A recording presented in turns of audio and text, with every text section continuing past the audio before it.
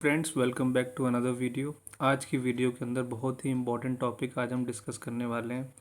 अक्सर आपने क्या किया होता है कि बिज़नेस में या फिर अपने किसी दोस्त यार को पैसे उधार दे दिए होते हैं और आप उसके दोस्ती ना तोड़ने के चक्कर में, बिज़नेस के रिलेशन ना ख़राब होने के चक्कर में टालम टाली में पड़े रहते हैं, लेकिन वो आपके पैसे कभी रिकवर ही नहीं होते। लेकिन हम ऐसे स्टेज पर पहुंच जाते हैं कि एक टाइम ऐसा आ जाता है कि हम अपने वो पैसे रिकवर ही नहीं कर सकते। कोर्ट आपके साथ में हाथ जोड़ लेगा, कह देगा कि जी देखिए, आप अपने अधिकार पर, अपने राइट पर सोते रहे, आप सोते रहे तो अब सोते रहिए, अब आपका पैसा नहीं मिलेगा। तो हमें इन सब चीज़ों से बचने के लिए क्या क्या करना चाहिए, तो आज की वीडियो में हम वही डिस्कस करने वाले हैं।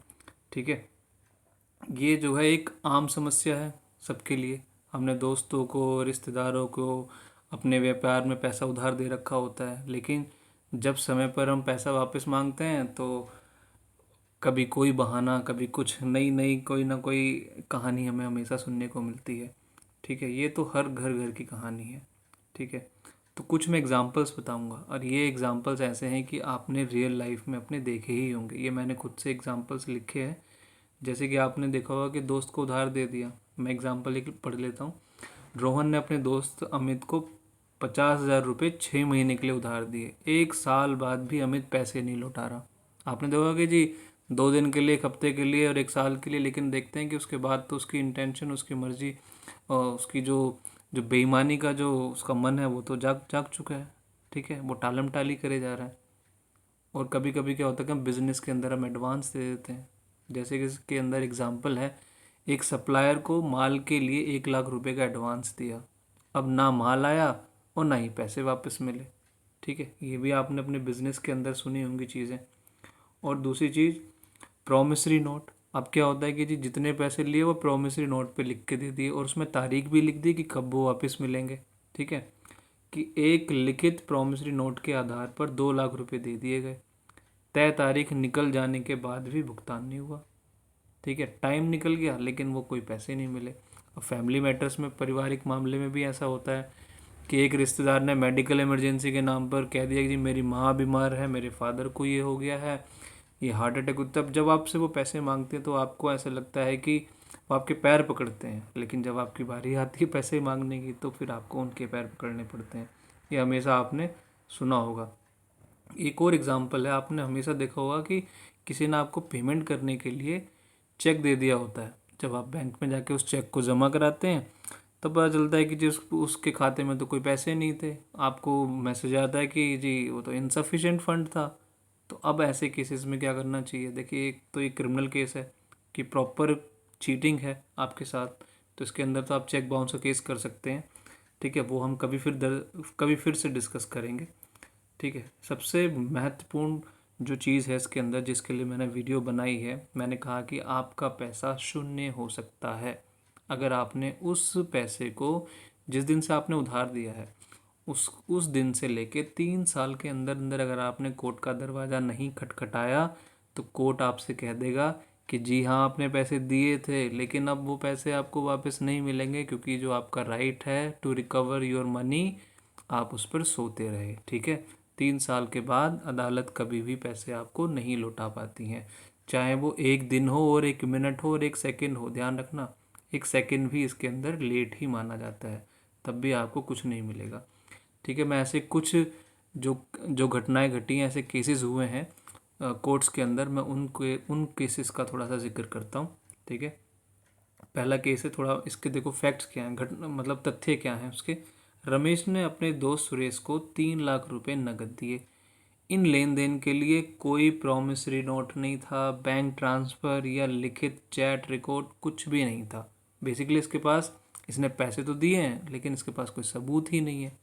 तो अब ऐसे केस के अंदर जब आप कोर्ट में जाके अपना मामला दर्ज करोगे तो कोर्ट की जजमेंट देखिए क्या आएगी। कोर्ट ने पाया कि मौखिक गवाही, सिर्फ मतलब मुँह जबानी जो गवाही है उस वो पर्याप्त नहीं है। धन के लेन देन को साबित करने के लिए कोई ठोस दस्तावेजी सबूत नहीं था, इसलिए केस खारिज कर दिया गया। So when you don't have any evidence to prove your that you have lend the money, तो फिर कोर्ट आपको कहेगा कि जी आपके पास कोई सबूत ही नहीं है। When you don't have any proof to prove, फिर तो आप कह सकते हो जी 1 करोड़ लिए थे और 1,000 बिलियन डॉलर ले लिए थे, कुछ भी कह सकते हो कहने के लिए फिर तो। ठीक है। दूसरा ऐसे ही केस है जिसके अंदर लिमिटेशन, मतलब 3 साल से समय गुजर गया तब जाके कोर्ट का दरवाज़ा खटखटाया। तो इसके अंदर एग्जाम्पल है, प्रिया ने 1 जनवरी 2018 को अपनी दोस्त नेहा को 1 लाख रुपए उधार दिए। वापसी की तारीख जनवरी 2019 थी। प्रिया ने 2023 में केस दायर किया। अब 2018 से लेके 2023 तक आएंगे तो मोटा मोटा 4 से 5 साल हो चुके हैं। ठीक है। और हमने अभी क्या समझा था कि अपने पैसे को रिकवर करने के लिए आपके पास सिर्फ from the date of lending the money you have only 3 years. ठीक है ना। तो जिस दिन आपने पैसे लेंड किए, जिस दिन उधार दिए, तब से लेके 3 साल के अंदर अंदर 1 सेकेंड भी लेट तो मतलब ज़ीरो। तो अब ऐसे केस के अंदर कोर्ट क्या जजमेंट देगा? कोर्ट ने माना कि केस दायर करने की सीमा 1 जनवरी 2022 थी। 2018 से लेके जो उसका लास्ट डेट था केस को फाइल करने का, वो 1 जनवरी 2022 का था। तो वो उस दिन समाप्त हो गई। ठीक है। तो केस 2023 में दायर होने के कारण इसे समय वर्जित, मतलब टाइम बार्ड अंग्रेजी में कहते हैं कि वो टाइम बार्ड था, तो इसलिए कोर्ट ने उसको अलाउ नहीं किया। ठीक है। अब इंतज़ार क्यों ना करें? ठीक है, वाई नॉट टू वेट। हमें लोगों की ये जो प्रोमिस रहती हैं, इनको जैसे कि 6 महीने में कहा और हम 1 साल से बैठे हुए हैं। ठीक है। तो अक्सर लोग क्या करते हैं कि सोचते हैं कि कहीं मेरे रिश्ते में ऐसा मेरे रिश्तेदार है, मेरा दोस्त है, ठीक है, मेरा बिजनेस अच्छा खासा चलता है। ठीक है। ये सब सोच सोच के हम क्या करते हैं, लेट करते रहते हैं। लेकिन ये जो हमारा लेट करने का ये जो हमारा जो डिसीज़न होता है, ये हमें हमारे पैसे को ज़ीरो बनाने की ओर ले जाता है। ठीक है। तो ऐसे केसेस में देखिए एडवोकेट की क्या भूमिका रहती है। आप जब अब सबसे पहले क्या करेंगे, एक एडवोकेट को अप्रोच कीजिए। ठीक है। ताकि वो आपके लिए एक लीगल नोटिस लिख सके, एक लीगल नोटिस आपकी तरफ से भेज सके। जब वो लीगल नोटिस जैसे ही उसके पास जाता है तो आप एक जो कानूनी प्रक्रिया होती है उसको आपने शुरू कर दिया था लीगल।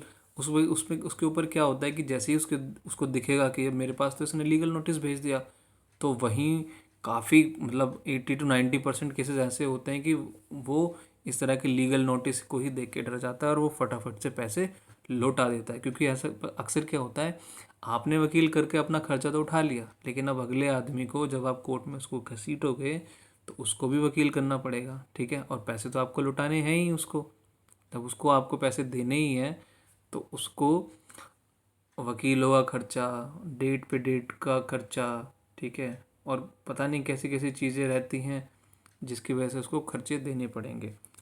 और दूसरी बात, आपको जो है केस की प्रिपरेशन की तैयारी, कहने का मतलब है कि जैसे आपने एडवोकेट को अप्रोच किया तो आपने एक डिसीजन बना लिया कि अब आप उसके ऊपर कोर्ट में केस करने वाले हैं। और एडवोकेट को अप्रोच करने का सबसे बड़ा जो रीज़न होता है और जो सबसे अच्छी समझ होती है, जो सबसे अच्छा कदम आपने उठाया होता है, सबसे बढ़िया चीज़ ये रहती है कि आपका एडवोकेट आपको एक चीज़ बता देगा कि जी आपको ये जो पैसे हैं वो सिर्फ 3 साल के अंदर अंदर रिकवर करने हैं। उसके बाद तो ना तो मैं कुछ कर सकता हूँ, ना ही जज साहब कुछ कर सकते हैं, और आप चाहे किसी के भी बेटे हों तब भी कुछ नहीं हो सकता। ठीक है ना। तो क्या करना चाहिए, लीगल नोटिस, सबसे पहले हमें लीगल नोटिस भेजना चाहिए। ठीक है। लीगल नोटिस कौन बनाएगा? एक एडवोकेट आपके लिए तैयार करेगा, जो आपकी जो जिन जिन चीज़ों को जो फैक्ट्स हैं उसके इसके कि जी फला फला डेट को उसने फला फला रुपए लिए थे, फला लोग के सामने लिए थे, और जो मैंने वो पैसे थे वो चेक से दिए थे, कैश में दिए थे, और बैंक टू बैंक ट्रांसफ़र करे थे। ठीक है। तो ये सारी चीज़ें आप बताएंगे। ठीक है। और क्या प्रॉमिस करी थी किस डेट को रिटर्न करने की, तो वो सारी चीज़ें लिख के एडवोकेट उसको लीगल नोटिस में लिख देगा। और लीगल नोटिस के अंदर वो ये भी कहेगा कि जी इतने दिन के अंदर अंदर इसको लौटा दो, नहीं तो मैं जो है, मेरा जो क्लाइंट है, जो आप हैं, आप उसके ऊपर सिविल और क्रिमिनल केस फाइल कर सकते हैं। ठीक है ना। अब आपको करना क्या चाहिए, अगर आपने जो है पैसे किसी को उधार दिए हैं, ठीक है, अभी 2-4 महीने ही हुए मान के चलिए, उसने 6 महीने का टाइम दिया, तब भी आपको क्या करना चाहिए? सबसे पहली चीज़, आप उसके खिलाफ सबूत इकट्ठा कर सकते हैं। देखिए ये जो पैसे का जो खेल है ना, भाई भाई को लड़ा देता है, भाई और जो फादर और सन के रिलेशन होते हैं वो ख़राब हो जाते हैं, फैमिली के अंदर जितने तरह के जो इतने क्लोज रिलेशन होते हैं वो भी पैसे के चक्कर में ख़राब हो जाते हैं। तो आपको हमेशा ध्यान रखना है कि आपको प्रूफ इकट्ठे करने हैं। प्रूफ कैसे इकट्ठे करेंगे कि जैसे कि बैंक स्टेटमेंट उसको बना के अपने पास रखना है, ठीक है। उसके साथ में कोई चैट हुई है, मैसेज भेजे हैं, व्हाट्सएप पे मैसेज भेजा है कि भाई साहब आपने फला डेट को पैसे लिए थे, वो हाँ कह देता है, इतने पैसे लिए थे कब लौटा दोगे। तो ये इस तरह की चैट है, वो भी कोर्ट के अंदर एडमिसिबल होती है। कोई प्रॉमिसरी नोट है, उसने प्रॉमिसरी नोट साइन किया हुआ है, उसमें लिखा हुआ है कि जी फला डेट को इतनी अमाउंट है, वो दे देगा, ठीक है। तो या कोई लिखित में कोई समझौता हो रहा है, कोई बीच में आप दोनों के बीच में कोई एग्रीमेंट हो रखा है। तो इस तरह के जो सबूत हैं उनको आप इकट्ठा करके रखें, संभाल के रखें, उसके ओरिजिनल कंडीशन में रखें, ठीक है। डिले ना करें, लेट ना करें बिल्कुल भी, क्योंकि जो 3 साल की जो समय सीमा है उसको अगर आपने पार कर दिया तो फिर वो आपके पैसे नहीं नहीं मिल सकते, ठीक है ना।